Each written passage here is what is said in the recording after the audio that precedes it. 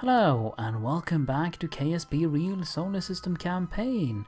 We are back with Tatiana Tikhonova, who has been spending a lot of time now in orbit around Venus, gathering and processing scientific data that would certainly benefit our space program. But now, after months of waiting, Venus and Earth is almost getting to the point where they are realigned for a return journey. The return is certainly going to be the most difficult part of this mission. The problem is that we are running very low on Delta V because we had to waste way too much of our fuel just going into orbit around Venus. If we had been better prepared for an aero brake or even aero capture with sufficient heat shields, we would have saved a lot of fuel and the return to Earth would have been a non-issue. To save a little bit of extra weight, I've decided to actually detach the camera module with all the scientific instruments, which I'm going to ditch into space, because we really need to be saving every bit of fuel that we can. And with that little bit of extra weight removed, we are going to reattach the command module to the rest of the spacecraft with a little bit of maneuvering and fiddling around. So I don't think this is going to save too much Delta V, but there is certainly going to be some savings there.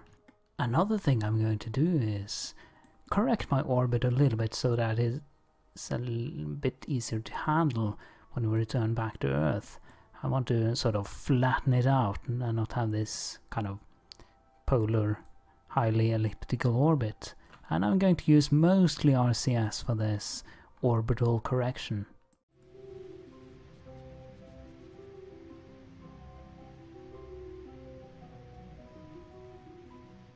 And after a long and tedious burn with just the RCS engines, we have reduced our orbital inclination by quite a bit. Although we had to use almost all our RCS fuel for that, so there's not much left, and you can see it has had some impact on our total Delta V, which is now increased by about 100 meters, so that is also good. We are going to need every bit of Delta V we can get out of this.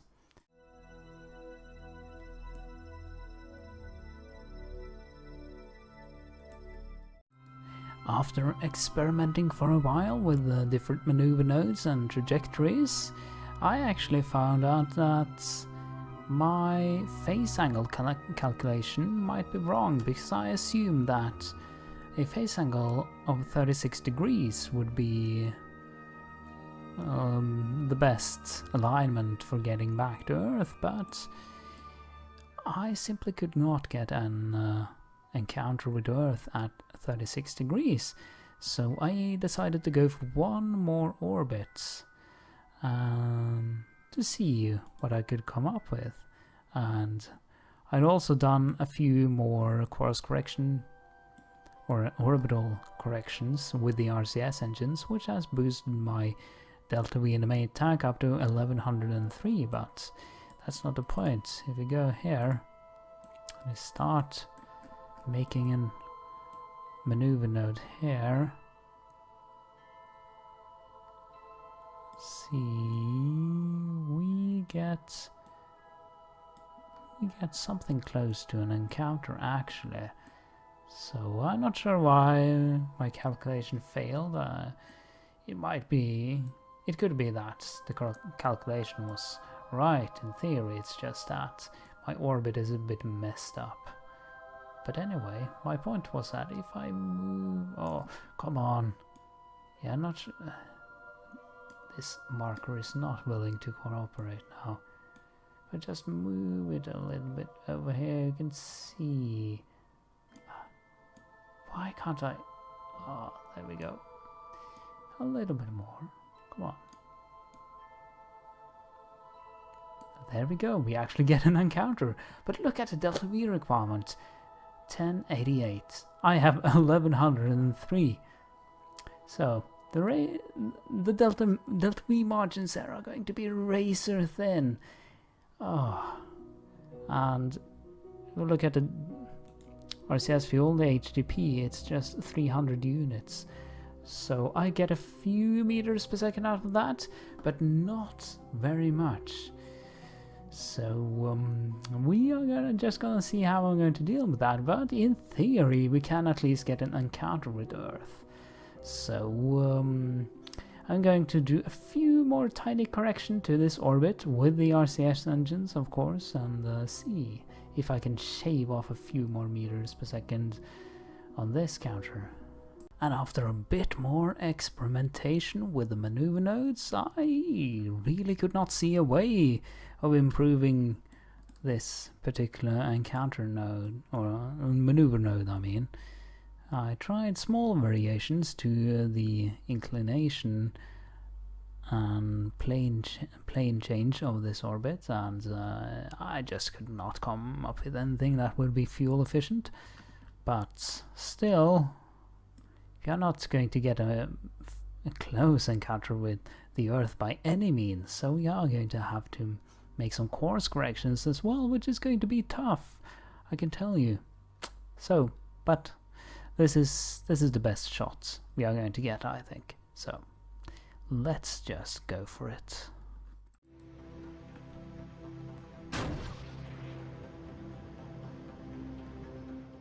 We are getting pretty close to completing the burn right now, so I'm going to cancel the maneuver node and just eyeball it from here.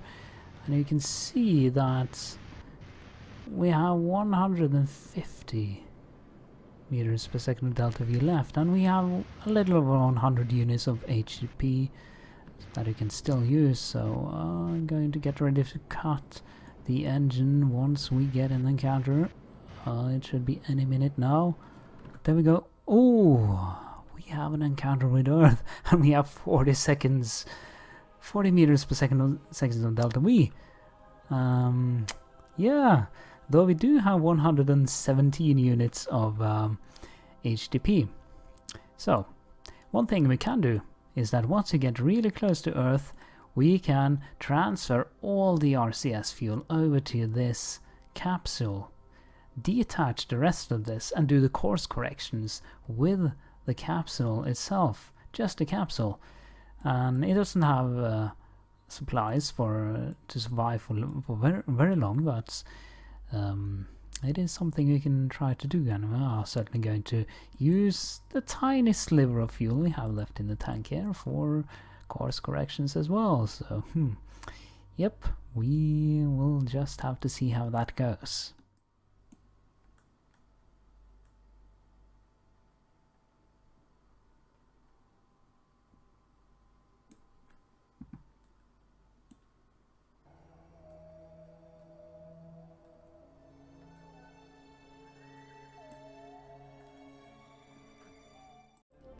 Looking at possibilities of doing any course corrections now, and it does not look too good, unfortunately, for this flight. You can see that it's going to take about 150 meters per second to do a proper course correction. That will take us close enough to Earth, and we only have 40 in the main tank, and I don't think, I mean, take a look at the RCS fuel, 117 HDP, and it's just no way that is going to be enough. Even if I detach the main capsule and just use the RCS thrusters there, I don't think I'm going to have enough fuel, but I'm going to try it anyway and see how far I can get. The best I could manage was to get the delta V requirement down to 140 meters per second, but we just don't have enough. Anyway, I am going to fire the engine here and burn up that rest bit of fuel.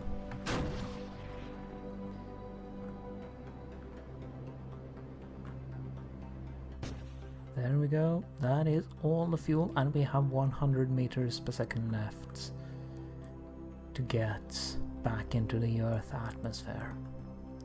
So what I'm going to do is I'm going to load all the supplies that I can over into this command pod, and load all the RCS fuel in there as well and see how far I can get with just that. It is time to undock the pod. Just going to give it a little bit of a push to get away from the main spacecraft. Now we did lose our maneuver maneuver there actually, so I'm just going to put that back up again. So it is time to fire up the engines on this tiny little pod. And we are going to see how far we can take this. And you can see we have less than 90 units of HTP fuel now. But you can see we are having quite a bit of effect on the total velocity. So we'll see how far we can get. We can follow the trajectory here itself. We can see how little fuel there is. Oh my, yeah, this is not going to go well. This is not going to last long enough, I can tell you. So, this is the closest we can get. 20 million meters away from home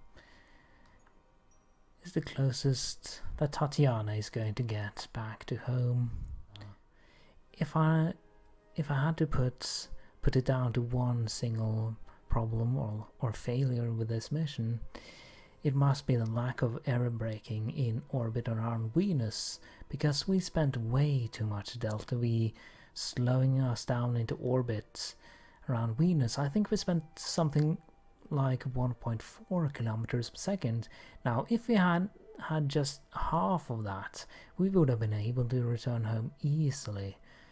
So yeah, I had not prepared properly for doing the air brake around Venus. I should have brought a bigger heat shield and made a more conscious design decision to make it air brake capable. Back at the Space Center you can clearly see that from this mission we actually gained a lot of science points. So we have 950 now, and we have 8.5 million credits. Now these credits comes from certain, well, generic missions to I think stay in space with a crew for a certain amount of time. All those credits we've received are going to be put to use to upgrade the entire Space Center, and we'll have enough to pretty much upgrade every building now. But that will be it for this episode of KSP Real Solar System Campaign. Even though we couldn't bring our crew back to Earth, we are going to learn and build upon this experience for future missions as we go on to explore the solar system. I hope you enjoy this video, and I hope to see you again in the next video. So take care and bye.